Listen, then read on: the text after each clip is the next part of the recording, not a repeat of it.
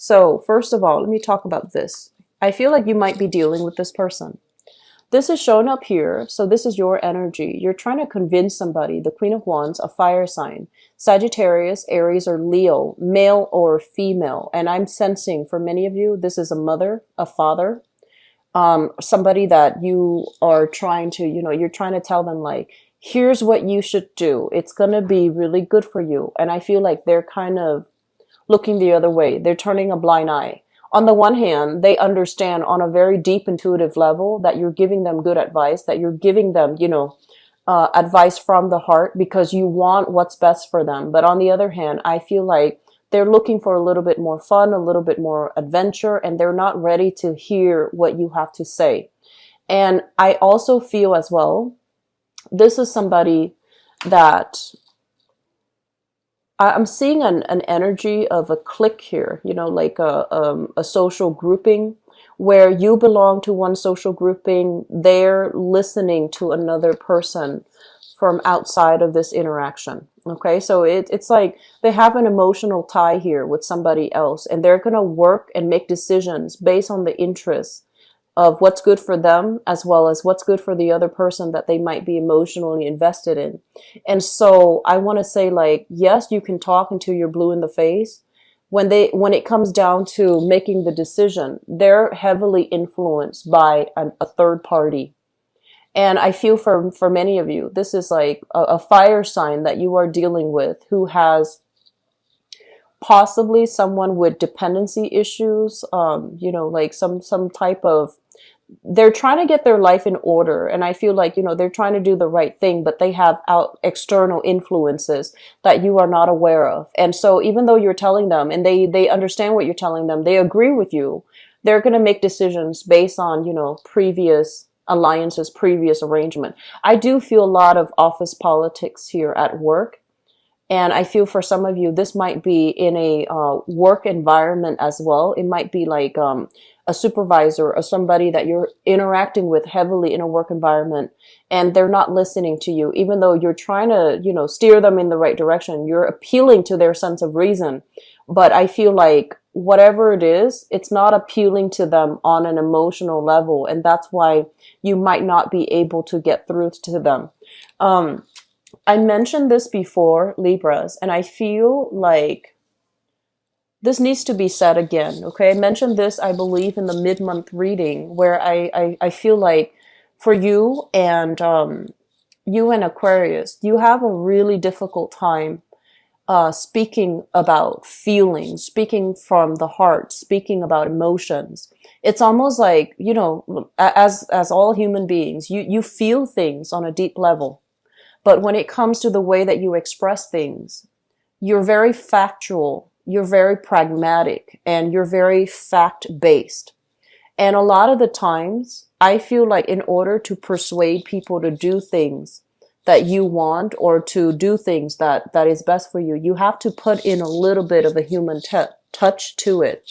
So that basically means, hey, I'm worried about you. I'm worried about the path that you're taking because, of such and such. But more than anything, just express it in a way where it appeals to the other person emotionally. And you might be wondering, like, what exactly does that mean? What exactly does that, entail? It basically means, I feel that you should do this, blah, blah, blah, because I feel that if you do this, you will get this, blah, blah, blah. So it's basically telling them, walking through the emotional process with them. So you can still, interject with these, very, you can still do so by appealing to them intellectually, but the way that you phrase it, it has to start with, I feel sentences. I feel that, or rather than I think that, because you're very good at thinking. But when it comes to making an emotional appeal, trying to get somebody on board, you also have to, slip yourself in their shoes and figure out, what kind of person is this? How can I persuade them? What do I need to emphasize in my speech, in my sales pitch, in my argument so that I can, get them to understand that this is also in their best interest. So I feel like that's something that's coming through for this month. And I also feel like, it's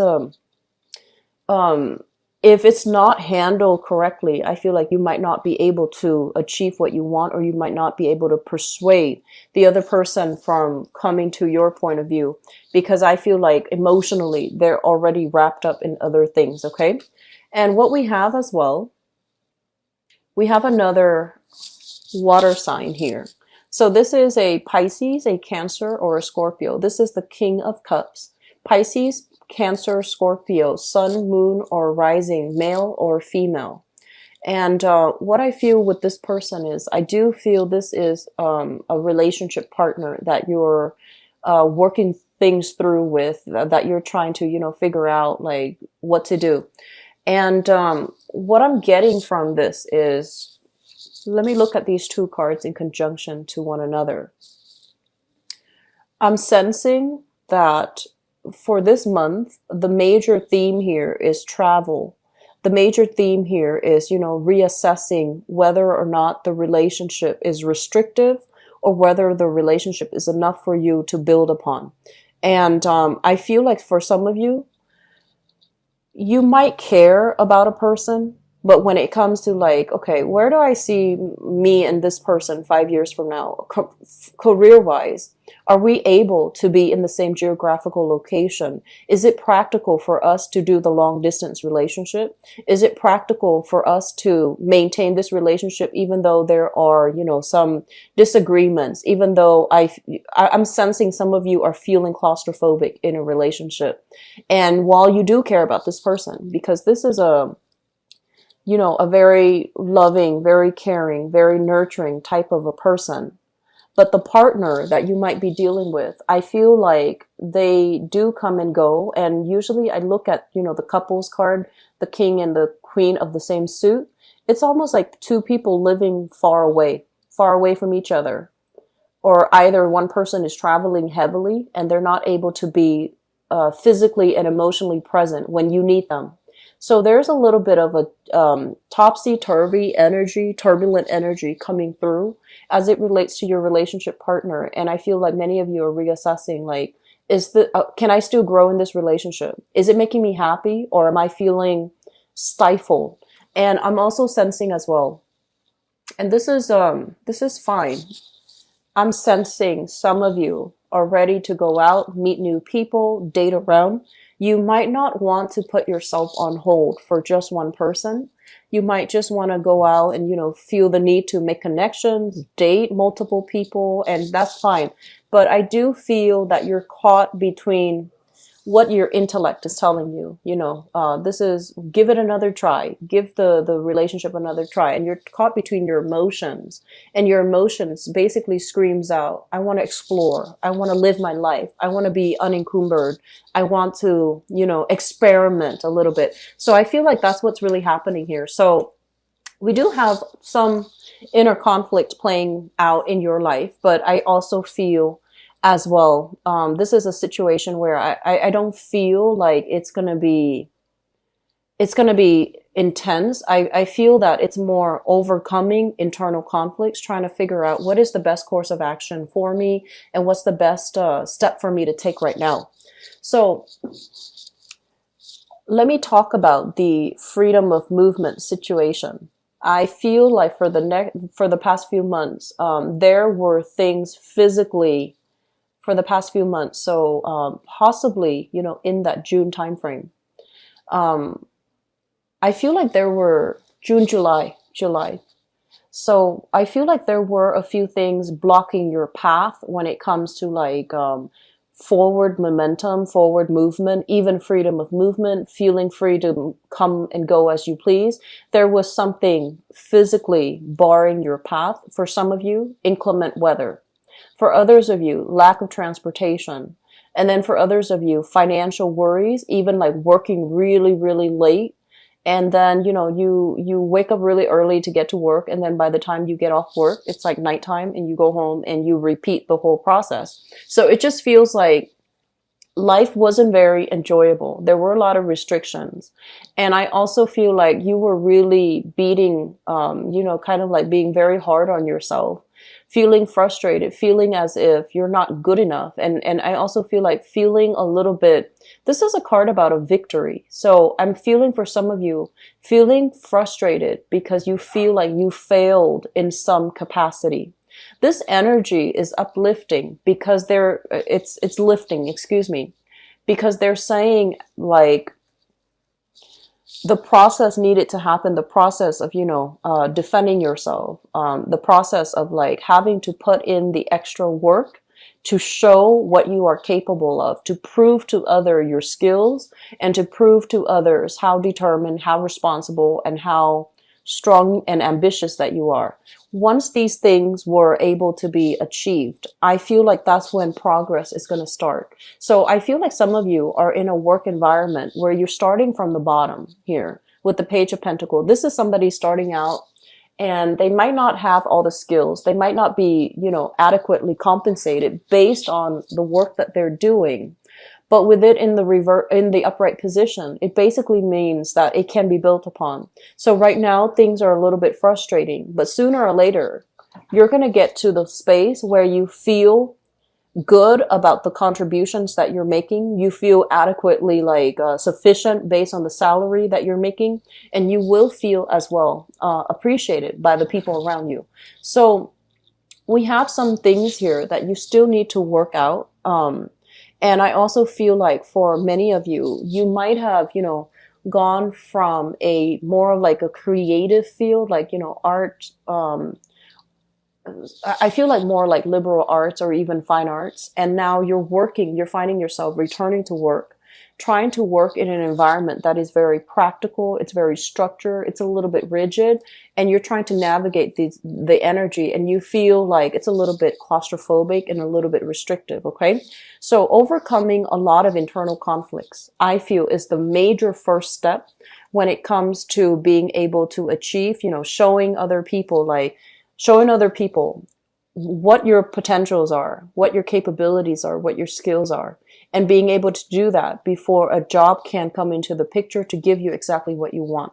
So we have some really strong things here, and it basically, I'm seeing this element here about overcoming indulgence, overcoming that concept of, it's almost like a lot of the times with air signs, I feel like you look at a situation, for example, you look at a job and you're just like, oh, that looks really easy. I don't really want to waste my time. But I feel like this spread is signaling to me, like starting from the ground up, building things from the ground up, making sure it is stable. So don't, turn your nose up at it. If it seems like you might need to start from the bottom to build something gradually, don't skip that step. And don't say, oh, I don't want to be bothered with it, because I feel like knowledge is, cumulative. You have to do step A first in order to learn the techniques in order to do step B. So you're learning from the ground up, and it's going to be a little bit slower than you want. It's going to require a lot of patience and diligence, but more importantly, proving to other people what you're capable of, so that they can give you additional responsibilities so that you can climb your way to the top and then eventually take on more responsibilities, prove more of your skills, and have other people trust you. Okay. So we have here the star in the reverse position. And I feel like for some of you, if you are applying for like a job, a major internship, a major, like a once in a lifetime opportunity, I feel it's coming through. I feel financially, it's not going to be paying the amount that you would anticipate or you expected, okay? And I also feel like for those of you going through interview process and things, be very, very careful with this energy. So this is an energy about, yes, they know you're smart, and that's why they call you in for an interview. They know you're qualified. However, they need to know as well that you are relatable. They need to know as well that you are able to get along with everybody.